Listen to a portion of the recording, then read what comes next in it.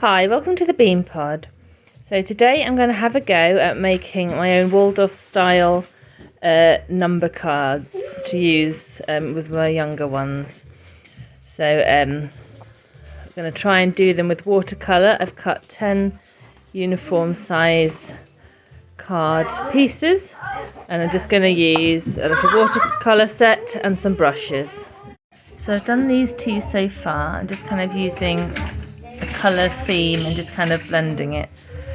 There's no part of me that thinks I'm remotely professional or experienced in this, but I guess that's the point, in that it's just about having a go. And if you see a resource that you have a shot at recreating and you don't have to pay out for, then sometimes it's worth the effort. Sometimes it's not. It's just about having a go. So I would say that I probably should have used actual watercolour paper. As you can see on the red one, it's just starting to crumb a little bit there. So you can buy pre-cut sized watercolour paper, but I guess it was my impatience that wanted to have a go now. But as long as you don't overdo the wetness, you can get away with using card.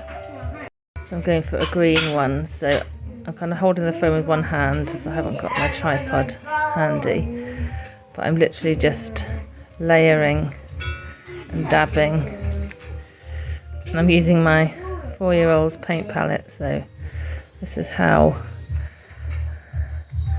basic I'm going. So I'll just carry on and I'll show you in a minute. So I've painted a bit on and I'm just going to change the texture of it by dabbing on top of it. So I'm kind of basing them on the beautiful ones that Myriad Toys sell. I mean they're not a terrible price, they're about £13 for a pack, but I quite like to have a go at making something rather than having to buy everything, and I don't really need them, so I can't justify the expense. I just like them, so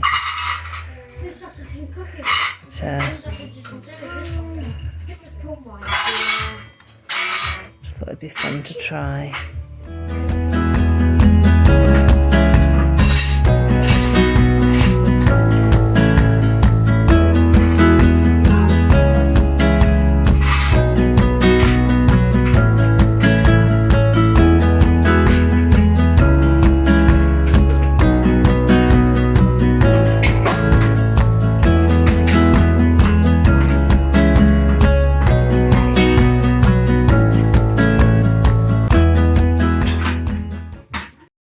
So I've started with this, just putting it on, and then I'm showing this side is once I've dabbed it all down, then I'm going to layer it on.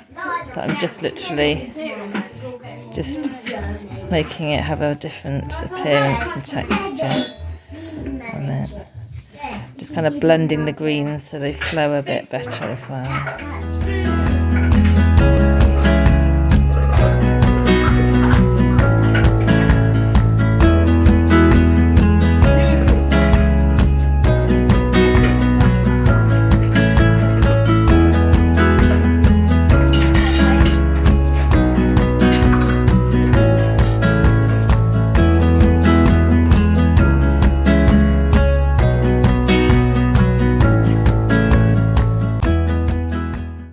So there we go, I've just freehanded the numbers onto the card. I think they've come out really well, but they are curling slightly because of the paint, so I'm going to back them onto thick cardstock.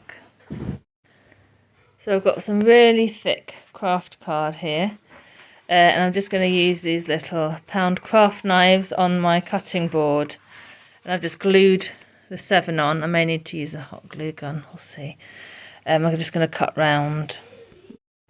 So I'm really pleased with how that's come out. I'm just going to need to use some better glue on it, but it's really solid now, and it's been working well to use the knife just against a ruler on the edges.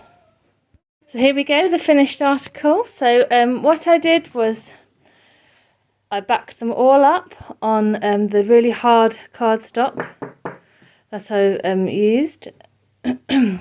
Then when I'd done that, I just got a hot glue gun and I just glued all the corners as they were starting to peel away. Pritt stick obviously wasn't enough. So they've been hot glued down onto the card. And then I've just sealed them with a sealant spray to stop the colours marking other things. So I'm just going to tag on to the end of the video some pictures how the children are using them. They'd be really nice in seasonal displays to use to mark the date. But I've chosen to do a 10 rather than a 0 because we have other number cards that have 0 through to 9. So I thought it'd be more useful for us to have a 10. So we're not planning to use them for date. But I know a lot of the Waldorf kind of seasonal setups do that, but we're not doing that. But they've turned out really nice and much better than I thought they would, to be honest. It just goes to show sometimes it's worth just having a go, and you can make a lot of lovely resources at home. So I'll add some things on the end now for you to see. Thank you very much for watching. Please subscribe for more ideas.